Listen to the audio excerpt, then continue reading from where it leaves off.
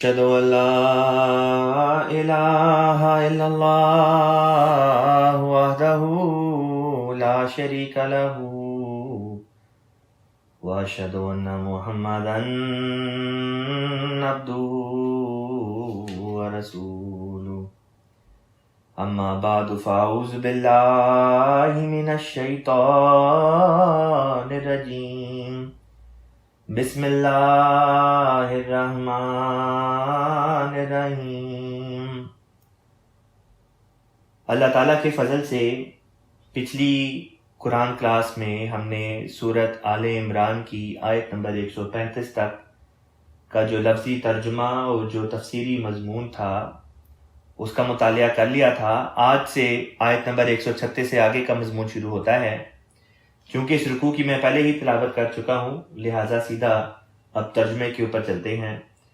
آیت نمبر 136 شروع ہوتی ہے یہاں سے جہاں پہ اللہ تعالیٰ فرماتا ہے والذین اذا فعلوا، والذین اور وہ لوگ، اذا جب، فعلوا انہوں نے کیا، فاحشۃ ایسا کام جو فحش پر مبنی تھا، یعنی کہ بے حیائی والا کام۔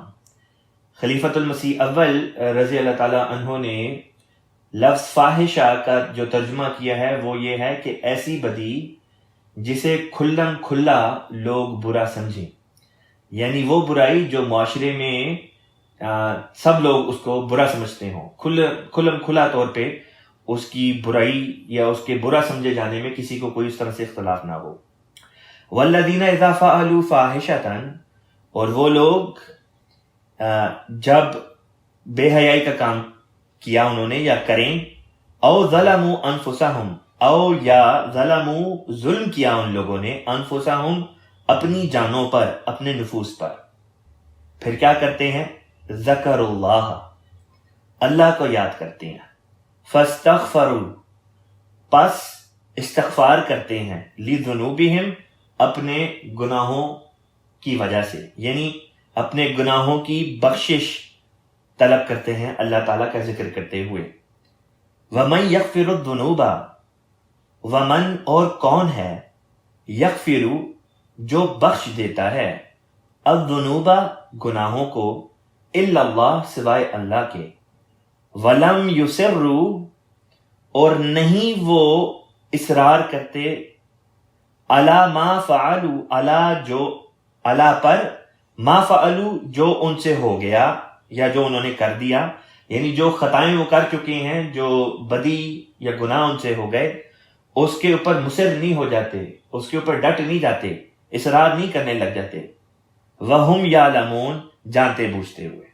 جبکہ وہ اس بات کا علم رکھتے ہیں کہ ان سے گناہ ہوا ہے تو پھر وہ کیا کرتے ہیں؟ توبہ استغفار کرتے ہیں، اور اپنے گناہوں کی توبہ کرتے ہوئے، گناہوں سے توبہ کرتے ہوئے ان گناہوں کے اوپر ڈٹ نہیں جاتے، ان بے حیائی کی باتوں پر، ان غلط باتوں کے اوپر کھڑے نہیں ہو جاتے، بلکہ فوراً ان سے اجتناب کر لیتے ہیں۔ اب اگلی آیت کے اوپر چلتے ہیں۔ اگلی آیت پہ جانے سے پہلے یہاں پہ ایک نکتہ ہے جو حضرت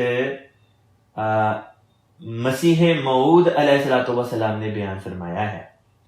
حضرت مسیح موعود علیہ السلام اسی آیت کی تفسیر کرتے ہوئے اپنی کتاب چشمہ معرفت میں یہ تحریر فرماتے ہیں کہ در حقیقت انسان جو ہے وہ خدا تعالیٰ کی ملکیت ہے، یعنی انسان کا مالک خدا ہے، خدا مالک ہے اور انسان اس کی ملکیت ہے، اور یہ حق ملکیت تبھی ظاہر ہوتا ہے جب دو باتوں کے اوپر مالک کو کلیتاً اختیار ہو، ایک یہ کہ وہ سزا دینے پہ قادر ہو، اور دوسرا یہ کہ وہ معاف کرنے پہ قادر ہو۔ پس جو صرف سزا دینے پہ قادر ہے وہ مالک نہیں ہو سکتا، اور جو صرف سزا دے وہ بھی مالک نہیں ہو سکتا، اور جو صرف بخش دے، معاف کر دے، وہ بھی مالک نہیں ہو سکتا۔ حقیقی مالک وہی ہوگا جو معاف کرنے پر بھی قدرت رکھتا ہے اور سزا دینے پر بھی قدرت رکھتا ہے۔ پس خدا تعالیٰ کی ذات سے کچھ بعید نہیں کہ اللہ تعالیٰ بعض گنہگاروں کو صرف اس وجہ سے بخش دے کہ وہ ان کو بخشنا چاہتا ہے اور ان کو کسی قسم کی کوئی سزا نہ دے، اور اس بات کا اللہ تعالیٰ کو کامل حق ہے کیونکہ وہ مالک ہے. مالک ہونے کی وجہ سے اس کا یہ اختیار ہے کہ چاہے سزا دے دے چاہے بغیر سزا دیے بغیر پکڑ کیے ہی بخش دے. اب اگلی آیت پہ چلتے ہیں. اگلی آیت میں اللہ تعالیٰ آیت نمبر 137 میں فرماتا ہے اولئک، یہی وہ لوگ ہیں، جزاؤہم، ان کی جزا ہے، مغفرت، معافی، من ربہم، ان کے رب کی طرف سے، وجنات، اور جنتیں ہیں. اب یہ جو جنات کا لفظ آیا تو یہ جمع کا صیغہ ہے، اور جمع عربی زبان میں 3 یا 3 سے زیادہ کے لیے استعمال ہوتا ہے. اس سے پتہ چل گیا کہ جنتیں 2 نہیں، 3 کم از کم یا 3 سے زیادہ ہیں. اب سوال پیدا ہوتا ہے کہ یہ کتنی جنتیں ہیں جن کا ذکر چل رہا ہے. عمومی طور پہ لوگوں کے ذہن میں یہی بات آتی ہے کہ جنت تو اس مقام کا نام ہے جس مقام میں بعد وفات اللہ تعالیٰ نیک بندوں کو بھیجے گا اور وہ وہاں پہ ہمیشہ کی زندگی پائیں گے. اور عمومی طور پہ یہی تصور کیا جاتا ہے کہ بس وہی ایک جنت ہے. پھر یہ کم از کم 3 یا 3 سے زیادہ جنتوں کا جو یہاں پہ ذکر آیا، یہ کون سی جنت ہے؟ حضرت خلیفۃ المسیح رابع رحمہ اللہ تعالیٰ بیان کرتے ہوئے اسی آیت کا مطلب بیان کرتے ہوئے بیان فرماتے ہیں کہ دیکھو جنت ایک نہیں، جنت کئی ہیں. فرمایا اس دنیا میں بھی جنت ہوتی ہے، جن کے گھروں میں سکون ہو، محبت ہو، ان کے گھر بھی جنت نظیر ہوتے ہیں. اسی لیے اللہ تعالیٰ نے سورہ رحمان میں فرمایا وَلِمَنْ خَافَ مَقَامَ رَبِّهِ جَنَّتَانِ، جو اپنے رب کے مقام سے خوف کرتا ہے، تقوی اختیار کرتا ہے، اس کے لیے 2 جنتیں ہیں، ایک اسی دنیا میں، ایک اگلے جہاں میں. پھر سورہ رحمان میں چند آیتیں چھوڑ کے اللہ تعالیٰ بیان فرماتا ہے وَمِن دُونِهِمَا جَنَّتَانِ، ان کے علاوہ بھی 2 اور جنتیں. خلیفۃ المسیح رابع رحمہ اللہ تعالیٰ نے بیان فرمایا کہ دیکھو جنتوں کی قسمیں مختلف ہوتی ہیں. ایک انسان کا اپنا گھر جنت نظیر بن جاتا ہے، پھر ایک فرمایا علم کی جنت ہے، پھر ایک فرمایا مزید نیکیاں کرنے کی جنت ہے، پھر وہ بھی جنت ہے جو اگلے جہاں سے تعلق رکھتی ہے، پھر ایک وہ بھی جنت ہے جس کا ذکر حضرت مسیح موعود علیہ السلام نے کیا جب آپ نے تعریف فرمایا کہ ہماری اعلیٰ لذات ہمارے خدا میں ہیں. یہ اعلیٰ لذات ہی بالفاظ دیگر جنت ہے. بس جنت کی بھی کئی قسمیں ہیں، اسی وجہ سے صرف جنت نہیں فرمایا، جنات کا لفظ استعمال فرمایا جو 3 یا 3 سے زیادہ کے اوپر مشتمل ہوتا ہے. وَجَنَّاتٌ تَجْرِی، اور جنتیں ہیں تجری بہتی ہیں، من تحتہا ان کے دامن میں، الانہار نہریں، یہ نہر کی جمع ہے انہار، خالدین فیہا یہ ہمیشہ ہمیش اس میں رہیں گے. جب جنت کے لیے لفظ خالد آتا ہے تو مراد ہوتی ہے ہمیشہ ہمیش، اور جب جہنم کے لیے لفظ خالد آتا ہے تو اس سے مراد صرف ایک لمبا عرصہ مراد ہے، ہمیش کی مراد نہیں. وَنِعْمَ اجر العاملین، ونعمہ، اور نعمہ کا مطلب ہوتا ہے کیا ہی اچھا ہے، اجر العاملین، اجر عاملین کا، عامل کہتے ہیں عمل کرنے والوں کا، اور عمل کرنے والوں کا کیا ہی اچھا اجر ہے. پھر فرمایا قد خلت، گزر چکی، من قبلکم، تم سے پہلے، سنن، سنتیں، تم سے پہلے کئی سنتیں گزر چکی ہیں. فسیرو فی الارض، فسیرو پس سیر کرو، فی الارض زمین میں، یعنی گھومو پھرو. اور گھومنے اور پھرنے کی وجہ کیا بیان کی؟ فرمایا فانظرو، پھر دیکھو، کیف کانا، کیسا تھا، عاقبۃ المکذبین، انکار کرنے والوں، جھٹلانے والوں کا انجام. عاقبت کہتے ہیں انجام کو، مکذب کہتے ہیں تکذیب کرنے والے کو، جو انکار کر دے، جھٹلا دے. قرآن پاک کے بارے میں حضرت خلیفۃ المسیح رابع رحمہ اللہ تعالیٰ بیان کیا کرتے تھے کہ یہ دنیا کے پردے پر واحد سے مراد یہ سب سے پہلی کتاب ہے. دنیا کے پردے پر یہ سب سے پہلی کتاب ہے جو آرکیالوجی کی طرف لوگوں کی توجہ بار بار دلاتی ہے.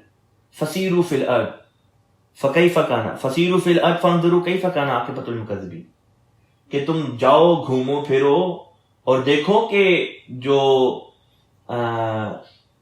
جو پچھلے زمانے گزرے ہیں، ازمنۂ سابقہ جو گزرے ہیں، ان میں مختلف اقوام کا کیا انجام تھا جنہوں نے خدا کے نشانات جھٹلائے.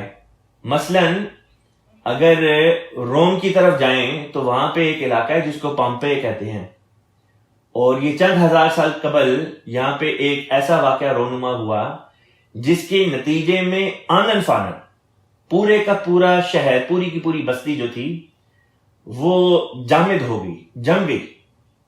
ایک آتش فشاں پہاڑ ہے وہاں پہ, غالباً ماؤنٹ ویسوویس اس کو کہتے ہیں, ہو سکتا ہے شاید کوئی اور نام ہو لیکن میرے ذہن میں اس وقت ماؤنٹ ویسوویس آ رہا ہے. اور اس آتش فشاں پہاڑ کا ایرپشن ہوا, وہ پھٹا, اور اس نے آنن فانن چند لمحوں کے اندر جو لوگ جس حال میں تھے ان کو اسی حال میں جما دیا. آبویسلی اس کا یہی مطلب ہے کہ وہ مر گئے, لیکن ان کی جو جس حالت میں تھے وہ اسی حالت میں جم گئے اور اب تک موجود ہیں. اور جب زمین کے نیچے سے ان کے آثار قدیمہ جب باہر آئے اور ان کو ڈسکور کیا گیا تو انسانوں کی حیرت کی انتہا نہیں تھی جب انہوں نے دیکھا کہ اس قسم کے مناظر ان کو دکھائی دیے کہ ایک ماں اپنے بچے کو دودھ پلا رہی ہے اور اسی حالت میں ماں اور بچہ جمے پڑے. اسی طرح کسی کا دکھایا کہ کوئی بڑئی ہے, وہ کوئی برتن بنا رہا ہے تو وہ اسی حالت میں جمع پڑا ہے. کوئی شخص ہے وہ کوئی کام کر رہا ہے, کوئی جوتے پہن رہا ہے, وہ اسی حالت میں جمے پڑے. پچھلے اتنے ہزاروں سالوں سے ان کی لاشیں جو تھیں ان کو اللہ تعالیٰ نے تباہ برباد نہیں ہونے دیا بلکہ ایک نشان بنا کے رکھ دیا. اگر نشان نہ ہوتے تو پتہ کیسے چلتا زمین میں گھوم کے پھر کے کہ پچھلی قوموں کے ساتھ خدا نے سلوک کیا کیا. بس یہ جو نشانات چند ہزار سال قبل پہلے لوگوں کے اس زمانے میں دریافت ہوئے, یہ اس قرآن پاک کی آیت کی صداقت کا بین ثبوت ہے. قرآن پاک کے سچا ہونے اور خدا تعالیٰ کی طرف سے ہونے کا بہت بڑا ثبوت ہے یہ نشانات آثار قدیمہ کے جو اس زمانے میں, ہمارے زمانے میں اب دریافت ہو رہے ہیں. حضرت خلیفۃ مسیح رابع رحمہ اللہ تعالیٰ بیان فرماتے ہیں کہ دنیا کی بھاری اکثریت مسلمانوں کی جو ہے, مسلمانوں کی بھاری اکثریت اس شعبے سے نا واقف ہے, اور حالانکہ انہی کی مذہبی کتاب ہے جو بار بار توجہ دلاتی ہے, اور یہی قوم ہے جو اس علم سے بالکل ناآشنا ہے. حضور فرماتے ہیں اب کچھ عرصہ ہوا ہے کہ مصر میں بعض لوگوں کی توجہ اس طرف پھری ہے اور انہوں نے اس میدان میں قدم رکھا ہے, لیکن دوسری اقوام کے مقابلے میں مسلمان بہت پیچھے. پھر حضور نے اس خواہش کا اظہار کیا کہ کم از کم جماعت احمدیہ میں جو واقفین نو ہیں ان کی بھاری تعداد اس میدان میں اترے تاکہ یہ صدی احمدیت کے حصے میں آ جائے. یعنی اس صدی میں آرکیالوجی میں جو بھی بڑے بڑے مارکین ہوں وہ احمدیوں کے حصے میں آ جائیں, احمدیوں کے نصیب میں آئیں. اور احمدیوں میں بھی خلیفۃ مسیح رابع رحمہ اللہ تعالیٰ نے خاص طور پہ واقفین نو کو اس طرف توجہ دلائی. پھر اگلی آیت میں اللہ تعالیٰ بیان فرماتا ہے, آیت نمبر 139, ھذا بیان, یہ ایک بیان ہے, للناسی لوگوں کے لیے, وہدن اور ہدایت ہے, وموعظۃ اور نصیحت ہے. موعظہ کہتے ہیں نصیحت کو, للمتقین ان کے لیے جو تقوی اختیار کرنے والے ہوں, جو متقی ہوں. متقی کی جمع متقین ہے, اور یہ جو لام پہلے آیا ہے یہ لام تعلیل. لام تعلیل کا مطلب ہوتا ہے کسی چیز کی غرض بیان کرنے کے لیے. خلیفہ رابع رحمہ اللہ نے اس کا یوں ترجمہ فرمایا, یہ لوگوں کے لیے کھوٹے کھرے میں تمیز کر دینے والا ایک بیان ہے, اور ہدایت اور نصیحت ہے متقیوں کے لیے. اگلی آیت پر چلتے ہیں. اگلی آیت بنتی ہے آیت نمبر 140. اس میں اللہ تعالیٰ بیان فرماتا ہے, وَلَا تَهِنُوا, وَلَا تَهِنُوا, اور کمزوری نہ دکھاؤ.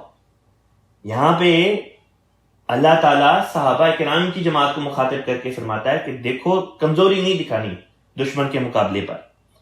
یہاں پہ دوبارہ بتاتا چلوں کہ جو کانٹیکسٹ چل رہا تھا ان آیات کا وہ چل رہا تھا جنگوں کے ضمن میں. غزوہ احد کے موقع پر آیات اللہ تعالیٰ نے یہ نازل کی جن میں غزوہ بدر کا بھی ذکر تھا کہ کس طرح سے اللہ تعالیٰ نے بدر کے موقع پر مسلمانوں کی ایک دفعہ پہلے بھی مدد کی فرشتوں کے ذریعے سے, اور ایک اگلے زمانے میں بدر کا واقعہ دوبارہ رونما ہوگا کسی اور رنگ میں، اس وقت بھی اللہ تعالیٰ کی مدد فرشتوں کے ذریعے سے نازل ہوگی۔ پھر یہ کہ کس طرح پر مسلمانوں میں بعض لوگوں نے کمزوریاں دکھائیں لیکن اللہ تعالیٰ نے ان کی کمزوریوں کو دور کر دیا، اسی کانٹیکس میں، اسی سیاق و سباق کے ساتھ اللہ تعالیٰ یہ آیات بھی نازل فرماتا ہے اور فرمایا وَلَا تَهِنُوا، دشمن کے مقابلے میں لا تہینو، لا تہینو کا مطلب ہوتا ہے کوئی سستی نہیں دکھانی، کوئی کمزوری نہیں دکھانی، وَلَا تَحْزَنُوا، اور ہرگز غم نہیں کرنا، وَلَا تَحْزَنُوا، اور غم نہیں کرنا، وَأَنْتُمُ الْأَعْلَوْنَ، یہاں پہ اور کے بجائے حال بیان کرنے کے لیے آیا ہے، اس کو واو حالیہ کہتے ہیں۔ جب واو حال بیان کرنے کے لیے آئے تو اس کا ترجمہ ہوگا اس حال میں، وَأَنْتُمُ الْأَعْلَوْنَ، اور کمزوری نہ دکھاؤ اور غم نہ کرو، جبکہ یہ کہ اس حال میں کہ تم تو الاعلون ہو۔ الاعلون کہتے ہیں اعلیٰ کی جمع، مراد ہوتی ہے تم تو غالب آنے والے لوگ ہو، تمہیں کمزوری دکھانے یا غم کرنے کی کیا ضرورت ہے؟ تم تو وہ لوگ ہو جن کو پہلے سے اللہ تعالیٰ نے یہ بشارت دے دی کہ تم لوگ غالب آنے والے ہو۔ ان کنتم مومنین، اگر تو تم ایماندار ہو، اگر تو تم مومن ہو تب۔ اگلی آیت پہ چلتے ہیں۔ اگلی آیت میں اللہ تعالیٰ بیان کرتا ہے این یمسسکم، ان کہتے ہیں اگر، یمسسکم، یمسسکم کا مطلب ہوتا ہے تمہیں پہنچے، تمہیں چھوئے، قرحن زخم، قرحن کہتے ہیں عربی زبان میں زخم کو، اور قروح زخموں کے لیے لفظ استعمال ہوتا ہے۔ یہاں پہ فرمایا اللہ تعالیٰ نے اگر تمہیں کوئی زخم پہنچے، فقد، تو یقیناً، مسل قوم، تو قوم کو بھی تو پہنچا، یعنی مد مقابل جو تمہارے دشمن تھے، دشمن کی جو قوم تھی ان کو بھی تو پہنچا ہے قرحن، ان کو بھی تو زخم آئے ہیں، مثلہ، جس قسم کے تمہیں زخم آئے ہیں۔ جب جنگ ہوتی ہے تو جنگ میں مومنوں کو بھی تکلیف ہوتی ہے اور کفار کو بھی تکلیف پہنچتی ہے۔ بعض دفعہ جو مومن جماعتیں ہوتی ہیں ان کے لوگ بھی شہید ہو جاتے ہیں اور کفار کے لوگ تو مارے ہی جاتے ہیں۔ اس پر جو حضرت مسیح موعود علیہ السلام نے ایک بحث اٹھائی، نہایت ہی مقصود، نہایت ہی کامل اور جامع ایک بحث ہے، اس کا ذکر ابھی میں تھوڑی دیر میں کرتا ہوں۔ پہلے اس آیت کا ترجمہ گو تھرو کر لیتے ہیں۔ فرمایا وَتِلْكَ الْأَيَّامُ، وَتِلْكَ، اور یہ ہیں، الایام، دن، اور یہ دن ہیں، نداولوہا، نداولو کا مطلب ہوتا ہے ہم عدلتے بدلتے ہیں، ہاں انہیں، بین الناس، لوگوں کے درمیان میں، یہ دن ہے جن کو ہم عدلتے بدلتے رہتے ہیں لوگوں کے دن میں، آج تمہیں چوٹ پہنچی کل کون کو چوٹ پہنچ گئی۔ وَلِيَعْلَمَ اللَّهُ، اور اس لیے، وا اور لام تعلیل لی جو آیا اس کا مطلب ہے اس لیے، یعلم اللہ، جان لے اللہ، الذین آمنوا، ان لوگوں کو جو ایمان لائیں، وَيَتَّخِذَ مِنْكُمْ، اور پکڑ دے وہ، منکم، تم میں سے، شہداء کو، یعنی تم میں سے بعض کو بطور شہید بنا دے، واللہ لا یحب الظالمین، اور اللہ تعالیٰ لا یحب الظالمین، محبت نہیں رکھتا ظالموں سے، ظالموں کو پسند نہیں کرتا۔ اب اس آیت میں بعض سوالات بھی پیدا ہوتے تھے، ان سوالات کو اٹھانے سے پہلے میں حضرت مسیح موعود علیہ السلام نے جو بعض نکات پیش کیے وہ آپ کی خدمت میں رکھ دیتا ہوں۔ حضرت مسیح موعود علیہ السلام اسی آیت کی تفسیر کرتے ہوئے بیان فرماتے ہیں کہ حضرت صلی اللہ علیہ وسلم سے معجزہ مانگا گیا تو کہا کہ خدا قادر ہے، خواہ آسمان سے نشان دکھلاوے یا بعض کو بعض سے جنگ کرا کر عذاب، تو ہم میں سے لوگ کیوں مرتے ہیں؟ اچھا نہیں، بعض کو بعض سے جنگ کرا کر نشان دکھاوے، چنانچہ جنگوں میں صحابہ بھی قتل ہوئے۔ بعض کمزور ایمان والوں نے اعتراض کیا کہ اگر یہ عذاب ہے تو ہم میں سے لوگ کیوں مرتے ہیں؟ اس پر اللہ تعالیٰ نے، خدا تعالیٰ نے فرمایا کہ ان یمسسکم قرح فقد مس القوم قرح مثلہ وتلک الایام نداولها بین الناس، پس اگر ہماری جماعت میں سے کوئی بھی نہ مرے اور کل قومیں مرتی رہیں، یعنی ہماری جماعت میں سے ایک شخص کی بھی وفات نہ ہو، دوسری ساری قومیں مرتی رہیں، تو کل دنیا ایک ہی دفعہ راہ راست پر آ جاوے۔ اگر ایسا ہو تو ساری کی ساری دنیا آنن فانن سب کے سب احمدی ہو جائیں، سارے کے سارے مسلمان ہو جائیں، اور بجوز اسلام کے اور کوئی مذہب دنیا پر نہ رہے، حتیٰ کہ گورنمنٹوں کو بھی مسلمان ہونا پڑے۔ اور یہی سر تھا، یعنی یہی راز تھا کہ حضرت صلی اللہ علیہ وسلم کے صحابہ بھی فوت ہوئے تھے۔ ہاں، سلامتی کا حصہ نسبتاً ہماری طرف زیادہ رہے گا۔ یہ 1903 کا بیان ہے، اخبار البدر جلد نمبر 2 نمبر 18 مورخہ 22 مئی 1903 میں یہ شائع ہوا، حضرت مسیح موعود علیہ السلام کا یہ قول۔ اس میں در حقیقت اس زمانے کی بات چل رہی تھی جو طاعون کا زمانہ تھا، اور طاعون نے موتا موتی کا ایک عالم پیدا کیا ہوا تھا، ہر طرف موتیں ہو رہی تھیں، اور اس کے نتیجے میں لازمی طور پہ بعض احمدیوں کی بھی وفات ہونی لازمی تھی، جو کمزور ایمان والے تھے یا جو بھی سچویشن تھی، بعض احمدیوں کو بھی طاعون ہونی تھی۔ تو اس پر بعض کمزور ایمان والوں نے اس قسم کے اعتراض اٹھائے، جس قسم کے اعتراضات صحابہ کے قتل ہونے پر جنگوں میں اٹھائے گئے تھے، کہ اگر اللہ تعالیٰ کی طرف سے وہ جنگیں نشان تھیں تو نشان تو یہ ہونا چاہیے تھا کہ کفار مرتے، صحابہ سارے کے سارے بچ جاتے، لیکن کچھ نہ کچھ صحابہ کی بھی شہادتیں ہوتی رہیں، گو صحابہ کی اکثریت محفوظ رہی، اور کفار جو تھے ان کی اکثریت محفوظ نہیں تھی، وہ ان کی اکثریت ماری جاتی تھی، اور اس طرح پر ایک ڈسٹنکشن، ایک فرق قائم ہو جاتا تھا کہ جس کے ہاں زیادہ نقصان ہوا وہ غلطی پر ہے، اور جن کے ہاں کم نقصان ہوا وہی سچے ہیں۔ کیونکہ اگر 100% سارے کے سارے کفار مارے جاتے اور 100% سارے کے سارے صحابہ بچ جاتے، تو اس کے نتیجے میں تو کسی کو انکار کی گنجائش ہی نہ رہتی، اور اس طرح پر اللہ تعالیٰ کے کام نہیں ہوتے۔ اور یہی مثال دے کے پھر حضرت مسیح موعود علیہ السلام نے بیان کیا کہ دیکھو، اس زمانے میں اگر طاعون کی وجہ سے احمدیوں کو چھوڑ کے باقی سارے لوگ مر جائیں تو پھر تو کسی کے پاس بھی کوئی ریزن نہیں ہوگا اسلام کو قبول نہ کرنے کا، اور اس طرح پر اللہ تعالیٰ کام نہیں کیا کرتا۔ ہاں، یہ ضرور ہوتا ہے کہ اللہ تعالیٰ سچائی کو اس طرح بالکل بھی کھول کے نہیں رکھ دیتا کہ بیچ میں سے امتحان کا جو عنصر ہے وہی اللہ تعالیٰ اڑا دے۔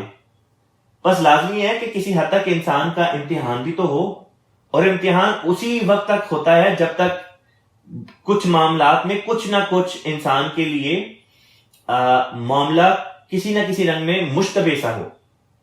مشتبہ کا تو شاید لفظ یہاں پہ صحیح اطلاق نہ پائے۔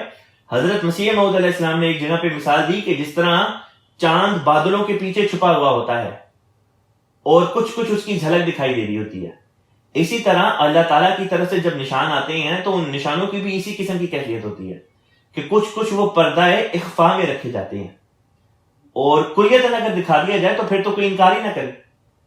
جب کوئی انکار ہی نہیں کرے گا تو پھر ثواب اور سزا کا جو مضمون ہے وہ ختم ہو جائے گا۔ پھر اسی آیت میں جو یہ مضمون بیان ہوا کہ وَتِلْكَ الْأَيَّامُ نُدَاوِلُهَا بَيْنَ النَّاسِ، کہ یہ تو ایام ہیں، یہ تو دن ہیں جو اللہ تعالیٰ لوگوں میں بدلتا رہتا ہے۔ اس کے بارے میں پھر مسیح موعود علیہ السلام نے ایک اور مثال دی، وہ بھی آپ کی خدمت میں پیش کرتا ہوں۔ حضور بیان فرماتے ہیں تِلْكَ الْأَيَّامُ نُدَاوِلُهَا بَيْنَ النَّاسِ، اور ہم یہ دن لوگوں میں پھیرتے رہتے ہیں، یعنی کبھی کسی کی نوبت آتی ہے اور کبھی کسی کی، اور عنایات الہیہ نوبت بر نوبت امت محمدیہ کے مختلف افراد پر وارد ہوتے رہتے ہیں۔ اس فقرے کا مطلب یہ ہے کہ کبھی خدا کی نعمتیں کسی ایک پر ہو رہی ہوتی ہیں، کبھی اللہ کی وہی نعمتیں کسی اور پر برس رہی ہوتی ہیں۔ یہ مطلب ہے اس آیت کے اس ٹکڑے کا کہ اللہ تعالیٰ یہ دن لوگوں میں پھیرتا رہتا ہے، کبھی ایک پہ فضل ہو رہے ہوتے ہیں، کبھی کسی دوسرے پہ فضل ہو رہے ہوتے ہیں۔ پھر ایک تیسری مثال بھی دی حضور نے اسی مضمون کو سمجھانے کے لیے، فرمایا اللہ تعالیٰ کا یہ خاصہ ہے کہ پرانے خاندانوں کو چھوڑ کر کسی اور کو لے لیتا ہے، جیسے بنی اسرائیل کو چھوڑ کر بنی اسماعیل کو لے لیا، کیونکہ وہ لوگ یعنی بنی اسرائیل عیش و عشرت میں پڑھ کر خدا کو بھول گئے ہوئے ہیں۔ وَتِلْكَ الْأَيَّامُ نُدَاوِلُهَا بَيْنَ النَّاسِ۔ پھر ایک چوتھی مثال دیا آپ نے آپ نے بیان کیا. اچھا پہلے اسی مثال کو ایکسپلین کر دوں. یہ بنی اسرائیل اور بنی اسماعیل والی جو تھی، اس مثال کا مطلب یہ تھا کہ اللہ تعالیٰ کے انبیاء بنی اسرائیل میں ایک لمبے عرصے سے آ رہے تھے. پھر اللہ تعالیٰ نے جب ان کی کیفیت بدل گئی اور وہ عیش و عشرت میں پڑ گئے تو اللہ تعالیٰ نے وہ نعمت ان سے لے کے بنی اسماعیل کی طرف منتقل کر دی. اور پھر اس طرح پر رسول پاک صلی اللہ علیہ وسلم بنی اسماعیل میں سے ہوئے اور آپ نبی جو تھے وہ بنائے گئے. اور نبی بھی کس شان کے؟ اس شان کے کہ تمام سابقہ انبیاء کی نبوتیں ایک طرف اور رسول پاک صلی اللہ علیہ وسلم کی نبوت ایک طرف، یعنی کہ اتنے عالی شان نبی ہمارے نبی پاک صلی اللہ علیہ وسلم کی ذات بابرکات ہے. پھر ایک چوتھی مثال بھی حضور نے دی اسی آیت کو سمجھانے کے لیے.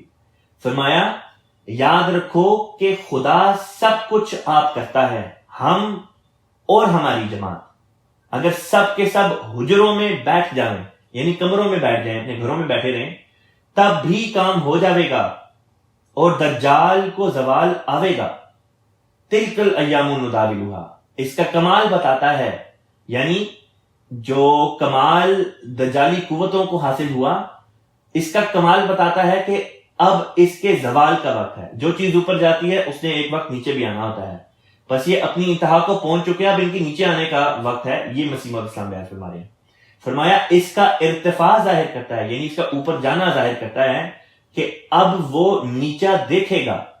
اس کی آبادی اس کی بربادی کا نشان ہے. ہاں ٹھنڈی ہوا چل پڑی ہے، خدا کے کام آہستگی کے ساتھ ہوتے ہیں. اس فکرے کا مطلب ہے کہ دجالی قوتیں جو ہمیں دنیا میں دکھائی دیتی ہیں کہ کتنی ان لوگوں نے ترقی کی، ان کی ترقی یافتہ ہونا اس بات کا ثبوت ہے کہ اب یہ ترقی کی سیڑھی سے گریں گے اور ذلتوں میں گرائے جائیں گے. یہ جتنا اوپر گئے ہیں اتنی ہی بلندی سے گرائے جائیں گے، اور جتنی ان کی آبادی ہے اتنی ہی ان کی بربادی اب ہوگی. اور یہ نشان ہے. اور آپ نے یہ سارا استنباط اس آیت کے ٹکڑے سے لیا، تلک الایام نداولھا بین الناس، کہ ایک ہی حالت پر انسان نہیں رہتا. آج اس حالت پر ہے تو کل دوسری حالت ہوتی ہے. اب یہ مضمون بیان کر دینے کے بعد ایک سوال پیدا ہوتا تھا، وہ یہ تھا کہ اللہ تعالیٰ نے جو یہ فرمایا وَلِيَعْلَمَ اللَّهُ الَّذِينَ آمَنُوا، تاکہ اللہ جان لے ان لوگوں کو جو ایمان لائے. اب سوال یہ تھا کہ کیا اللہ تعالیٰ کو پہلے سے اس بات کا علم نہیں کہ مومن کون ہے؟ اللہ تعالیٰ کو تو پہلے سے علم ہے. پھر یہ کیوں فرمایا کہ تاکہ اللہ جان لے؟ بس اللہ تعالیٰ کے لیے جب بھی علم کا لفظ استعمال ہو اور جب کسی انسان کے لیے علم کا لفظ استعمال ہو تو دونوں کے معنی مختلف ہوتے ہیں. جب علم کا لفظ انسان کے لیے استعمال ہو تو مراد ہوتی ہے ایسی بات جس کا انسان کو پہلے علم نہیں تھا اور اب وہ اس کا علم حاصل کرنے لگا ہے. لیکن اللہ تعالیٰ تو ہر چیز کا کامل علم پہلے سے رکھتا ہے، اس کے علم میں کوئی چیز اضافہ نہیں کرتی اور کوئی چیز اس کے علم سے باہر نہیں. بس اللہ تعالیٰ تو پہلے سے ہی ہر چیز کو جاننے والا ہے. تو پھر سوال یہ پیدا ہوتا ہے کہ یہاں پہ لیعلم کا کیا مطلب تھا کہ تاکہ اللہ جان لے، اس کا کیا مطلب ہے؟ یہ سوال یا یہ اعتراض کئی دفعہ دہریے کیا کرتے ہیں کہ دیکھو تم کہتے ہو کہ تمہارا خدا جو ہے قرآن کے مطابق تم یہ مانتے ہو کہ اس کو ہر چیز کا کامل علم ہے، اس کو اس بات کا بھی علم ہے کہ مستقبل میں کیا ہونا ہے، اس کو اس بات کا بھی علم ہے کہ حال میں کیا ہو رہا ہے، اس کو اس بات کا بھی علم ہے کہ ماضی میں کیا ہو چکا ہے. لیکن اس آیت کریمہ سے پتہ چلتا ہے کہ خدا کا علم جو ہے وہ کامل نہیں. اگر کامل ہوتا تو اللہ تعالیٰ یہ نہ کہتا کہ تاکہ اللہ تعالیٰ جان لے کہ ایماندار کون ہے. بس یہ تاکہ اللہ تعالیٰ جان لے کہ ایماندار کون ہے کا فکرہ بتاتا ہے کہ اللہ کا علم کامل نہیں. نعوذ باللہ. یہ وہ اعتراض ہے جو دہریے کرتے ہیں. اس کا جواب سمجھ لیں تو دہریوں کے مقابل پر آپ کو ایک بہت بھاری دلیل ہاتھ میں مل جائے گی کہ عربی زبان میں بعض الفاظ اللہ تعالیٰ کے لیے بھی استعمال ہوئے ہیں اور وہی الفاظ انسانوں کے لیے بھی استعمال ہوئے، لیکن جب اللہ کے لیے استعمال ہوتے ہیں تو اللہ کی شان کے مطابق استعمال ہوتے ہیں، اور جب بندے کے لیے استعمال ہوتے ہیں تو بندے کی شان کے مطابق. جب بندے کے لیے علم کا لفظ استعمال ہو تو مراد ہوتی ہے کہ اس کے علم میں یہ بات پہلے نہیں تھی، اب یہ جانے گا. اور خدا کے لیے جب استعمال ہو تو مراد ہوتی ہے اللہ تو پہلے سے جانتا ہے. بس مراد یہ ہوتی ہے کہ اللہ تعالیٰ اس کو دوسروں کے سامنے ظاہر کر دے. ایک مطلب تو یہ ہے. خدا کے علم سے مراد ہوتی ہے کہ خدا تعالیٰ اس بات کو باقیوں کے سامنے بھی لے آئے. خدا کو تو پتا ہے، لوگوں کو نہیں پتا، لیکن بعض باتیں اس طرح پر رونما ہوتی ہیں جس کے ذریعے سے اللہ تعالیٰ دوسروں کے سامنے بھی وہ بات لے آتا ہے اور اب دوسروں کو بھی پتہ چل جاتا ہے کہ اچھا یہ حقیقت ہے۔ ایک تو مطلب یہ ہے۔ ایک اور مطلب ہے جو خلیفۃ مسیح رابع رحمہ اللہ تعالیٰ نے اس آیت کے ترجمہ کرتے وقت بیان کیا۔ آپ نے اس لفظ کا یوں ترجمہ کیا کہ تاکہ اللہ پرکھ لے، اللہ امتحان لے، اور خدا کے امتحان کے نتیجے میں پتہ چل جائے کہ اچھا یہ نیکوکار ہیں یا یہ ایمان والے ہیں اور یہ وہ ہیں جو ایمان والے نہیں ہیں۔ یہ دو معنی ہیں اس لفظ کے جب اللہ کے لیے یہ لفظ استعمال ہو علم کا۔ وَلِيَعْلَمَ اللَّهُ الَّذِينَ آمَنُوا وَيَتَّخِذَ مِنكُمْ شُهَدَاءَ، اور یہ بھی کہ وہ پکڑ لے تم میں سے شہداء، یعنی کہ تم میں سے بعض کو بطور شہید کے اللہ تعالیٰ اپنا لے، یعنی کہ بعض کو تو تکلیف پہنچے گی اور بعض کو اللہ تعالیٰ شہادت کا مرتبہ عطا فرما دے گا۔ وَاللَّهُ لَا يُحِبُّ الظَّالِمِينَ، اور اللہ تعالیٰ لا يحب الظالمین نہیں ہے محبت کرتا ظالموں کے ساتھ۔ اب اگلی آیت ہے جو پچھلے والے مضمون ہی کو لے کے آگے چلتی ہے۔ بیان فرمایا وا اور لیمحص، لیمحص میں لی جو ہے وہ لام تعلیل ہے، یعنی کہ کسی چیز کی وجہ بیان کی جا رہی ہے، یعنی کہ تاکہ۔ یمحص، یمحص کہتے ہیں خوب پاک و صاف کر دے، یعنی نکھار دے، نتھار دے، خوب پاک و صاف کر دے۔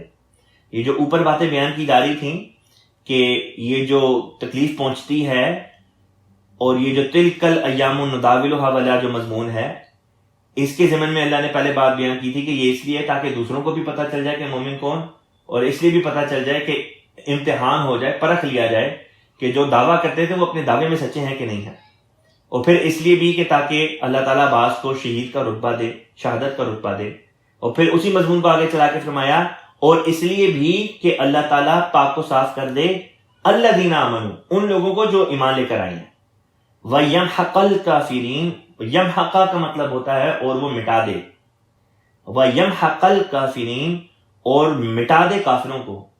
ربڑ ہوتی ہے نا، اریزر جسے کہتے ہیں، جب کسی تحریر کو ربڑ سے یا اریزر سے مٹا دیا جائے تو جس طرح پر وہ تحریر مٹ جاتی ہے اس کے لیے لفظ یہ یمحق استعمال ہوتا ہے، اور اسی طرح پر اللہ تعالیٰ صفحہ ہستی سے مٹا دیتا ہے کفار کو، اس کے لیے اس کیفیت کو بیان کرنے کے لیے یہ لفظ استعمال فرمایا وَيَمْحَقَ الْكَافِرِينَ۔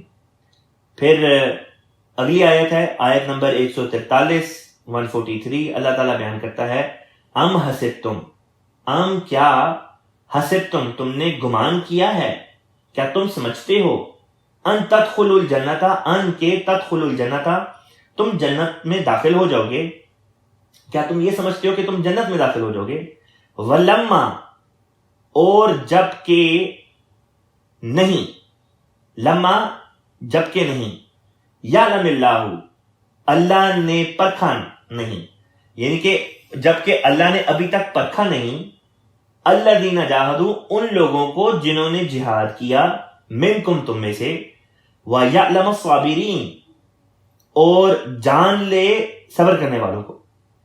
اس کا ترجمہ جو خلیفۃ مسیح رابع رحمہ اللہ نے کیا ہے وہ پڑھ دیتا ہوں۔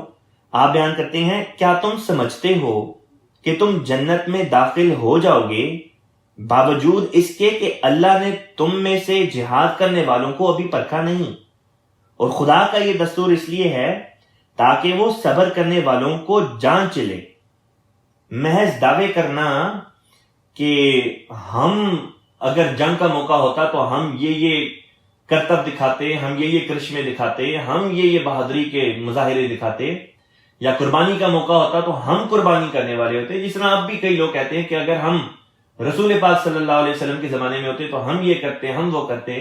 اسی طرح کئی احمدی ہیں جو شاید یہ کہتے ہوں گے کہ اگر ہم حضرت مسیح موعود علیہ الصلوۃ والسلام کا زمانہ پاتے، ان کی زندگی میں موجود ہوتے تو ہم قربانی کے لیے یہ کرتے، وہ کرتے۔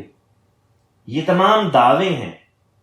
اللہ تعالیٰ فرماتا ہے تمہارے دعوے کسی کام کے نہیں ہیں جب تک موقع محل کے مطابق ان دعووں کے مطابق تم عمل بھی کر کے دکھاؤ۔ اور اللہ فرماتا ہے تمہارا تو ابھی امتحان بھی نہیں لیا، ابھی تو محض تمہارے منہ کی باتیں ہیں، صرف دعوے کر رہے ہو، تمہارا تو امتحان بھی نہیں لیا، بس خالی ان دعووں کی وجہ سے کسی کو جنت نہیں مل جایا کرتی۔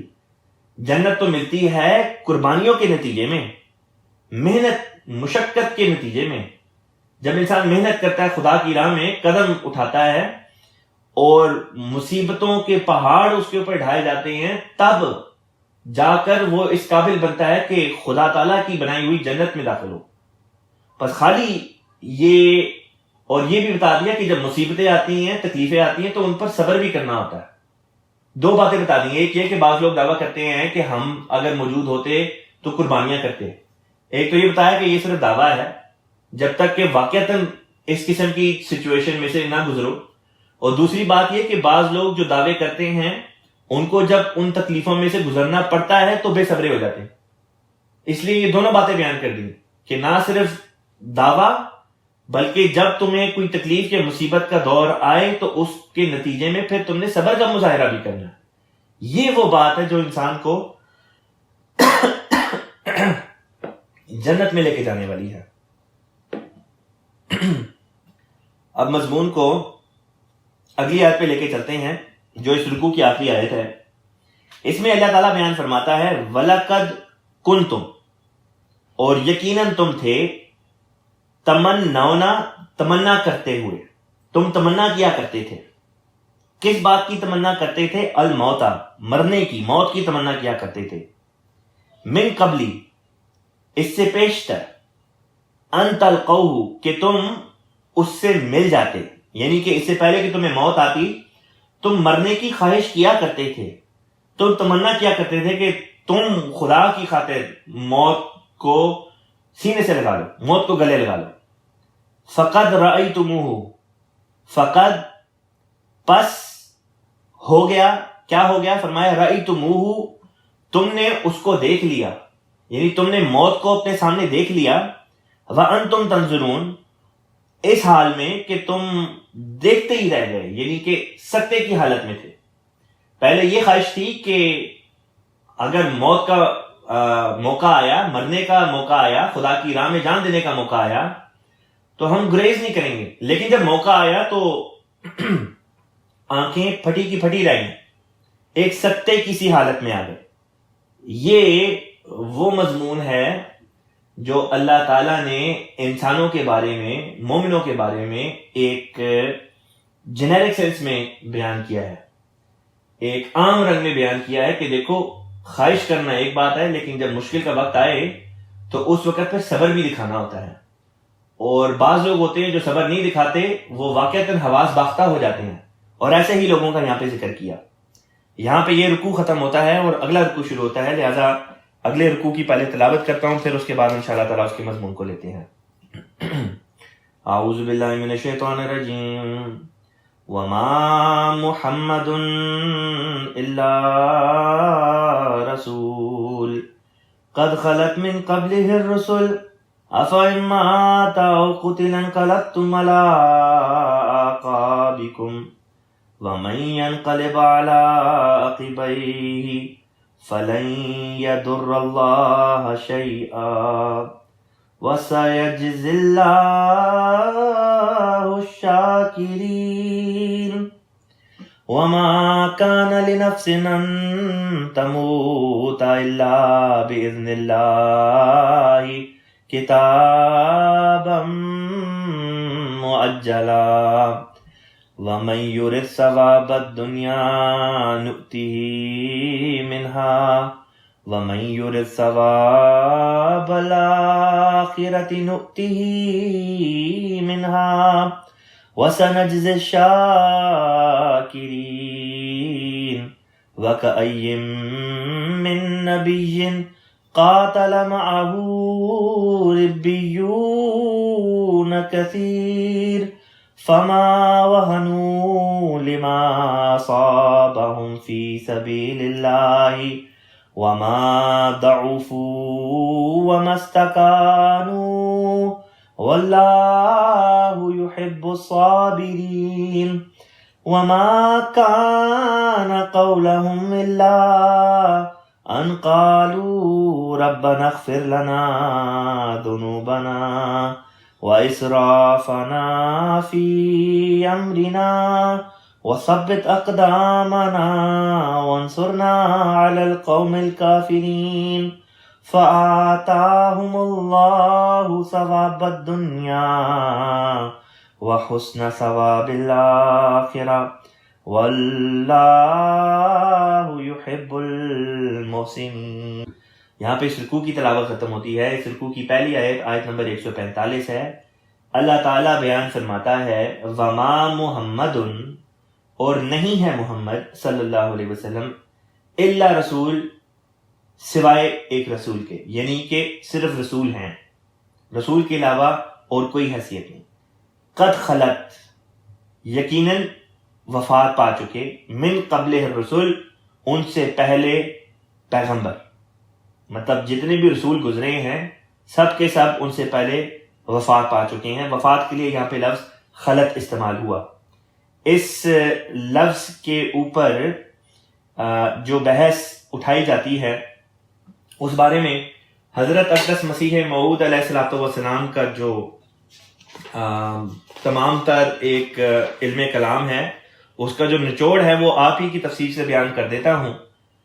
حضرت اقدس مسیح موعود علیہ السلام نے بیان کیا ہے کہ خلط کا لفظ جہاں جہاں قرآن شریف میں انسانوں کے لیے استعمال ہوا ہے، موت کے معنوں پر استعمال ہوا ہے۔ یعنی خلط کا لفظ جب بھی قرآن پاک میں کسی بھی انسان کے لیے، صرف عیسیٰ علیہ السلام ہی نہیں، صرف رسول پاک صلی اللہ علیہ وسلم ہی نہیں، بلکہ ہر انسان، جس انسان کے لیے بھی قرآن پاک میں خلط کا لفظ استعمال ہوا ہے، حضور فرماتے ہیں ہر جگہ موت کے معنوں پر ہی استعمال ہوا ہے۔ لہٰذا آیت قد خلط من قبل الرسل سے بھی حضرت عیسیٰ علیہ السلام کی موت ہی ثابت ہوتی ہے۔ مزید چونکہ اس آیت کی تفسیر اور کافی لمبی ہے، پہلے اس آیت کا ترجمہ بیان کروں گا، اس کے بعد اس کے جو تفسیری مضامین ہیں ان کو کھولوں گا۔ فرمایا قد خلط من قبل الرسل، وفات پا چکے آپ سے پہلے جو رسول گزرے تھے، جو رسول ہوئے تھے، سب کے سب وفات پا گئے۔ آفا ان، تو کیا اگر ماتا، وہ مر جائیں یعنی وفات پا جائیں رسول پاک صلی اللہ علیہ وسلم، او قتلا، یا قتل کیے جائیں، انقلبتم علی اعقابکم، انقلبتم، انقلاب سے یہ لفظ نکلا ہے۔ انقلاب کا عربی زبان میں مطلب ہوتا ہے پھر جانا، یعنی کہ 180 ڈگری کا ٹرن آ جانا۔ اگر انسان سیدھی رخ جا رہا تھا تو اچانک الٹے رخ چلنا شروع ہو جائے، یہ مطلب ہوتا ہے انقلاب کا۔ تو فرمایا تو کیا اگر رسول پاک صلی اللہ علیہ وسلم وفات پا جائیں، او قتلا، یا قتل کیے جائیں، انقلبتم، تو تم الٹے پھر جاؤ گے، علی اعقابکم، اپنی ایڑیوں کے بعد، یعنی کہ ارتداد کر لو گے، مرتد ہو جاؤ گے، دین کو چھوڑ دو گے، واپس بت پرستی میں چلے جاؤ گے۔ ومن ینقلب، اور جو ارتداد کرتا ہے، ینقلب علی عقبیہ، پھر جاتا ہے اپنی ایڑیوں کے بل، یعنی مرتد ہو جاتا ہے، فلن یضر اللہ شیئا، فلن، پس ہرگز نہیں، یضر کا مطلب ہوتا ہے وہ ضرر پہنچاتا، نقصان پہنچاتا، پس وہ ہرگز نقصان نہیں پہنچاتا، اللہ شیئا، اللہ کو کوئی بھی نقصان نہیں پہنچاتا۔ شیئا کا مطلب ہوتا ہے رتی بھر، کچھ بھی نقصان نہیں پہنچا سکتا۔ وَسَيَجْزِي اللَّهُ الشَّاكِرِينَ، اور سیجزی، وہ عنقریب جزا دے گا۔ کون جزا دے گا؟ اللہ تعالیٰ۔ کن کو جزا دے گا؟ فرمایا الشاکرین، شکر گزاروں کو۔ یہاں پہ جو فٹ نوٹ حضرت خلیفۃ المسیح رابع رحمہ اللہ تعالیٰ نے دیا ہے وہ پڑھ کے سنا دیتا ہوں پہلے۔ فرمایا اس آیت کریمہ میں حضرت عیسیٰ علیہ السلام کی وفات کا قطعی اعلان کیا گیا ہے، جیسا کہ فرمایا کہ محمد بھی اللہ کے رسول ہیں صلی اللہ علیہ وسلم، اور رسول سے بڑھ کر کچھ نہیں، اور آپ سے پہلے جتنے رسول تھے سب وفات پا چکے ہیں۔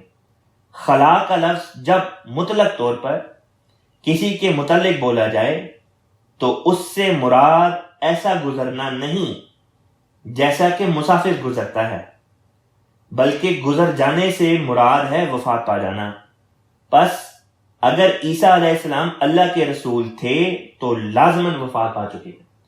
اب یہ بیان کر دینے کے بعد میں آپ سب کی خدمت میں حضرت اقدس مسیح موعود علیہ السلام کی بیان کردہ جو تفسیر ہے اس آیت کی، اس میں سے خلاصتاً چند باتیں پیش کرتا ہوں۔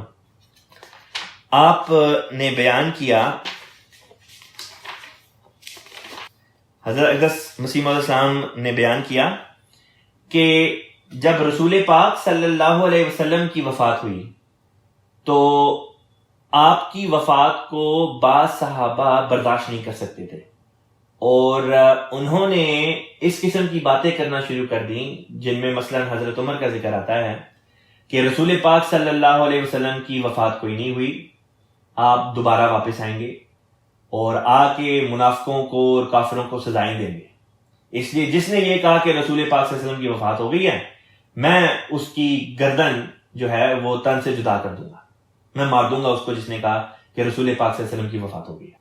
حضرت ابو بکر صدیق رضی اللہ تعالیٰ عنہ بوقت وفات رسول پاک صلی اللہ علیہ وسلم مدینہ منورہ میں موجود نہیں تھے، کسی کام سے باہر گئے تھے، واپس آئے تو پتہ چلا کہ حضور صلی اللہ علیہ وسلم کی وفات ہو گئی ہے۔ آپ فوراً اپنی بیٹی حضرت ام المومنین سیدہ عائشہ رضی اللہ تعالیٰ عنہ کے حجرہ مبارکہ میں جاتے ہیں اور جا کے رسول پاک صلی اللہ علیہ وسلم کی نعش مبارک کو دیکھتے ہیں، اور اس کے بعد آپ صلی اللہ علیہ وسلم کے چہرے پر سے چادر ہٹا کر آپ رسول پاک صلی اللہ علیہ وسلم کے چہرے کو چومتے ہیں، اور اس کے بعد ایک آپ فقرہ پڑھتے ہیں۔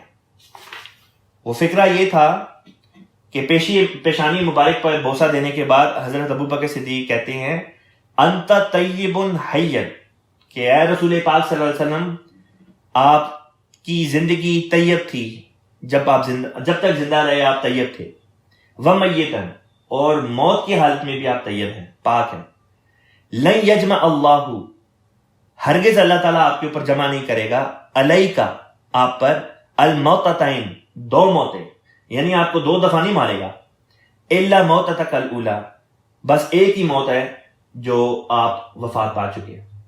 یعنی کہ جو یہ کہتے تھے کہ رسول پاک صلی اللہ علیہ وسلم زندہ ہیں، یا یہ کہ دوبارہ زندہ ہوں گے، ان کے ذہن میں یہ مضمون آتا تھا کہ اگر حضور صلی اللہ علیہ وسلم کی وفات مان بھی لی جائے تو رسول پاک صلی اللہ علیہ وسلم دوبارہ واپس آئیں گے، اور پھر جب سزا دے دیں گے منافقوں کو اور کفار کو، تو پھر اس کے بعد ایک لمبے عرصے کے بعد آپ کی وفات ہوگی، گویا اس طرح پر دو وفاتیں۔ یا بعض لوگوں نے اس کا یہ بھی مفہوم لیا کہ دو موتوں سے مراد یہ بھی لی جاتی ہے کہ ایک موت وہ جو جسمانی موت تھی، جو وفات تھی، اور دوسری موت آپ کے پیغام کی موت ہو سکتی تھی، یعنی دین اسلام کا ختم ہو جانا۔ اور اگر حضور صلی اللہ علیہ وسلم کی نسبت اس قسم کا عقیدہ رائج ہو جاتا کہ رسول پاک صلی اللہ علیہ وسلم زندہ ہیں اور واپس آئیں گے، یا یہ کہ اگر وفات ہو بھی گئی تو پھر بھی واپس آئیں گے، دوبارہ سے اللہ تعالیٰ زندہ کر دے گا، تو یہ توحید کے منافی بات ہوتی، اور اسلام کا تو پیغام ہی توحید کے ارد گرد گھومتا تھا۔ گویا کہ اگر یہ عقیدہ رکھا جاتا کہ رسول پاک صلی اللہ علیہ وسلم کی موت نہیں ہوئی تو اس سے توحید کے اوپر حملہ ہوتا تھا، اور اس طرح پر اسلام کا پیغام جو رسول پاک صلی اللہ علیہ وسلم اس دنیا میں لے کر آئے وہ پیغام ختم ہو جاتا، اور یہ زیادہ بڑی موت ہوتی۔ بس اسی لیے حضرت ابو بکر صدیق نے فرمایا لن یجمع اللہ علیک الموتتین، ہرگز اللہ تعالیٰ آپ پر دو موتیں اکٹھی نہیں کرے گا۔ اس کے بعد جب تاریخ کے صفحات کو ہم دیکھتے ہیں، پتہ چلتا ہے کہ حضرت عمر رضی اللہ تعالیٰ عنہ جب یہ بات کر رہے تھے تو حضرت ابو بکر صدیق حضور صلی اللہ علیہ وسلم کا آخری دیدار کرنے کے بعد آپ باہر آتے ہیں اور مسجد میں آ کے آپ صحابہ کو مخاطب کرتے ہیں، تو حضرت عمر توجہ نہیں کرتے، لیکن تمام صحابہ حضرت ابو بکر رضی اللہ تعالیٰ عنہ کی طرف متوجہ ہو جاتے ہیں۔ اس پر آپ نے تمام صحابہ کو مخاطب کر کے فرمایا کہ وہ جو خدا واحد کی عبادت کرتا تھا جان رکھے کہ خدا پر موت نہیں آتی، لیکن وہ جو محمد صلی اللہ علیہ وسلم کی عبادت کرتا تھا جان لے کہ محمد صلی اللہ علیہ وسلم کی وفات ہو چکی ہے۔ اور اس کے بعد آپ نے اسی آیت کریمہ کی تلاوت کی، یہی آیت کریمہ جس میں اللہ تعالیٰ فرماتا ہے وما محمد الا رسول قد خلت من قبلہ الرسل افإن مات أو قتل انقلبتم على أعقابكم، پوری آیت جو تھی وسيجزي الله الشاکرین تک آپ نے اس کی تلاوت کی۔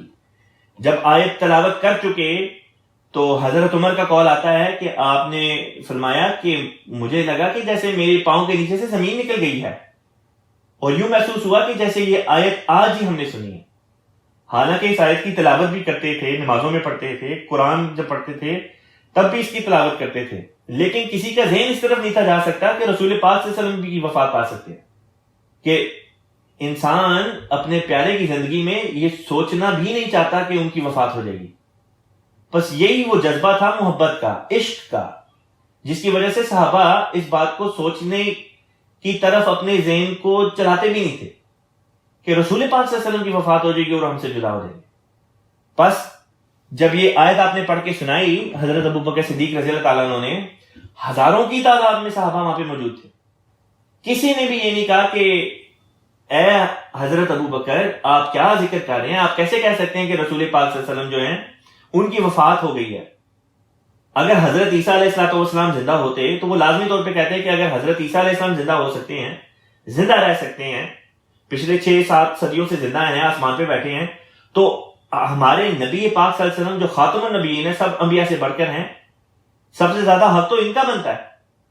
بس اگر خدا نے کسی کو زندگی دینی تھی تو رسول پاک صلی اللہ علیہ وسلم کو زندگی دیتا نا کہ حضرت عیسیٰ علیہ السلام کو. لیکن کسی بھی صحابی کا یہ قول نہیں آتا کہ انہوں نے حضرت ابوبکر صدیق رضی اللہ تعالیٰ عنہ کہ اس قول کی منافی بات کی ہو، اس کے خلاف بات کی ہو، کہ آپ یہ کیسے کہہ سکتے ہیں کہ رسول پاک صلی اللہ علیہ وسلم کی وفات ہو گئی ہے جبکہ عیسیٰ علیہ السلام زندہ بیٹھے.